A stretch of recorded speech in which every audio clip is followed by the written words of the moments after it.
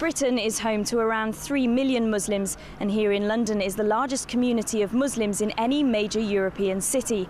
But when it comes to foreign policy, this growing faith group believes it has little influence over government policy on Israel. All the indications are that the government is not listening to this, and it is a matter of concern for the British Muslims and to a very large extent to the wider British population that sides are being taken without being objective. The Muslim Council of Britain believes the government's positions on issues in the Middle East are out of touch with Muslims and with British people as a whole, who tend to voice their concerns about government policy. The Iraq war is a very good example where it has not shown any signs of listening at that time, when more than 1 million people came out on the streets, not just Muslims, in fact, a very large number of the general public population in the UK, and still the war went ahead, and those sort of lessons are not being learned. At a local level, Muslims are becoming a more defined force, particularly in dense urban communities like East London, where in the last general election Muslim candidates stood for national office.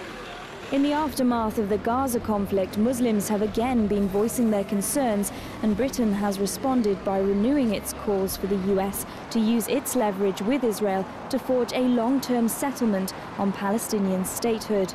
Nonetheless, some Jewish political leaders in Britain actually agree with their Muslim counterparts that the influence of Muslim opinion on the street doesn't translate into action in Westminster. Interest groups and communal leaders trying to influence government policy in lots of different areas. Businesses try to influence government policy, so it's a natural thing in a democracy.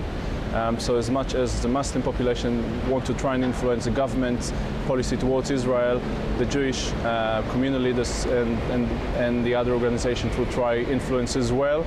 But the British government position towards this conflict has been really clear, calling for the two-state solution.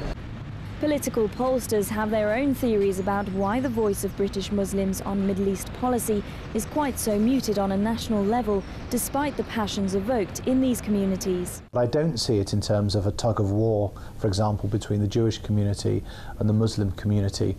British politics just isn't like that, and so I think it's fair to say that the Muslim community is sufficiently divided and foreign policy so difficult to influence that we've seen very little evidence of their impact on that area of public policy to date. So, despite a 6-fold increase in the number of Muslims living in the UK over the past 30 years, it appears for now at least this sizable community has relatively limited influence over policy making and Britain's relationship with Israel.